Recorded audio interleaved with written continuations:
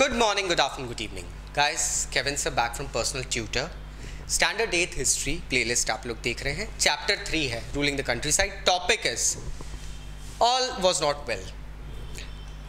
इसके पहले थोड़ी सी एक ब्रीफ हिस्ट्री देख लेते हैं. इस टॉपिक के प्रीवियस वीडियोस देखने के लिए आप प्लीज़ प्लेलिस्ट ज़रूर चेक करना. आपको समझ में आएगा कि ईस्ट इंडिया कंपनी ने इंडिया से रेवेन्यू कलेक्ट करने के लिए क्या क्या तरीके ईजाद करे थे.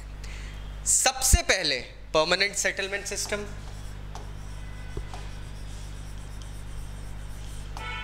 परमानेंट सेटलमेंट, देन आता है आपका महलवारी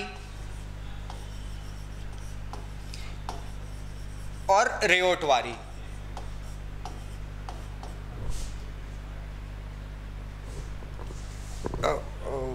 ये अभी या there you go.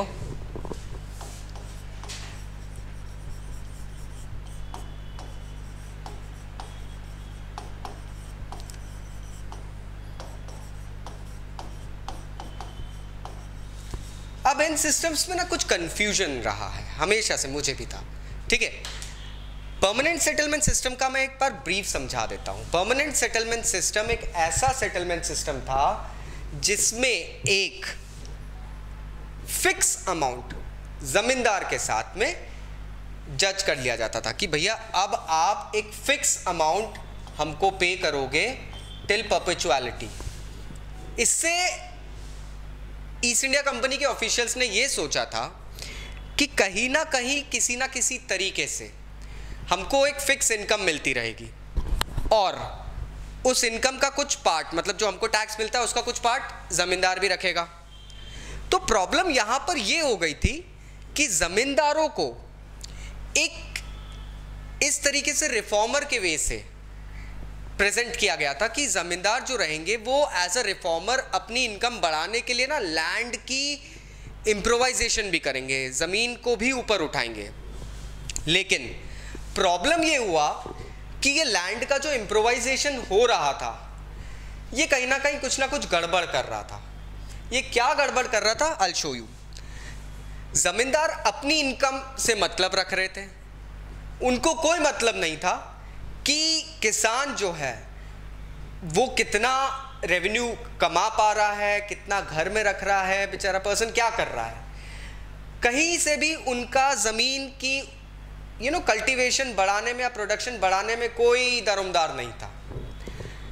दूसरी बात कि जो किसान भी था वो इतने ज़्यादा रेंट के कारण परेशान हो चुका था, क्योंकि ब्रिटिशर्स ने इनिशियल लेवल पे ही रेंट इतना हाई कर दिया था कि ज़मींदार, किसान तो छोड़ो, कुछ ज़मींदार भी इस रेंट को पे नहीं कर पा रहे थे. कितनी ज़मींदारियों की नीलामी की गई थी. This was the main problem that they were basically suffering from. Then इसको चेक करने के लिए आता है महलवारी सिस्टम. महलवारी सिस्टम क्या था? महल मतलब एक गांव. हर गांव को महल में डिवाइड किया गया, मतलब महल कहा गया था, और हर महल पे अलग अलग लेवल के हिसाब से कल्टीवेशन को चेक किया गया. भैया यहाँ से कितनी इनकम जनरेट होती है, यहाँ से कितनी इनकम जनरेट होती है. और ये सिस्टम जो था ये कॉन्स्टेंटली बदलते भी रहेगा. ये महलवारी सिस्टम, इसके लिए ज़मींदारों को हटाया गया और एक विलेज एल्डरमैन को अपॉइंट किया गया.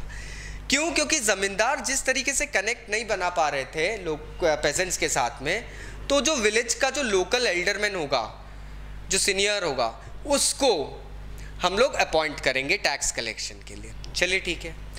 एक और परेशानी आ रही है. नॉर्थ इंडिया में महलवारी सिस्टम तो चल गया, लेकिन साउथ इंडिया में कोई जमींदार होते नहीं थे, कोई एल्डरमैन नहीं होते थे. यूजुअली वहाँ पे क्या होता था, किसान जो होते थे वो अपनी लैंड और अपने रेवेन्यू, अपनी मेहनत कह लो, उसके हिसाब से रिच और पुअर होते थे. तो वहाँ पे किसको अपॉइंट करें? तो sir Thomas Munro, captain Alexander Reid, इन लोगों ने एक नया सिस्टम यहाँ पे इन्वेंट करा जिसका नाम था रेओटवारी सिस्टम. ये रेओटवारी सिस्टम जो था उसके अंदर इंडिविजुअल पेजेंट्स को चेक करना था, उनकी ज़मीनों को चेक करना था कि भैया इनकी कितनी ज़मीन होगी और उस ज़मीन का कितना रेवेन्यू कलेक्ट करना है, कितना उनसे पोर्शन लेना है, और ये बार बार हमको चेक करते रहना पड़ेगा। रेओटवारी सिस्टम में थोड़ा सा ईस्ट इंडिया कंपनी का एक एज एन फादर फिगर वाला फिगर भी था। उनको थोड़ा सा ये भी देखना था कि भैया हम किस तरीके से इनको रेवेन्यू दिलवाएं, कैसे इनसे मतलब निकालें और कैसे टर्म्स बना के रखें।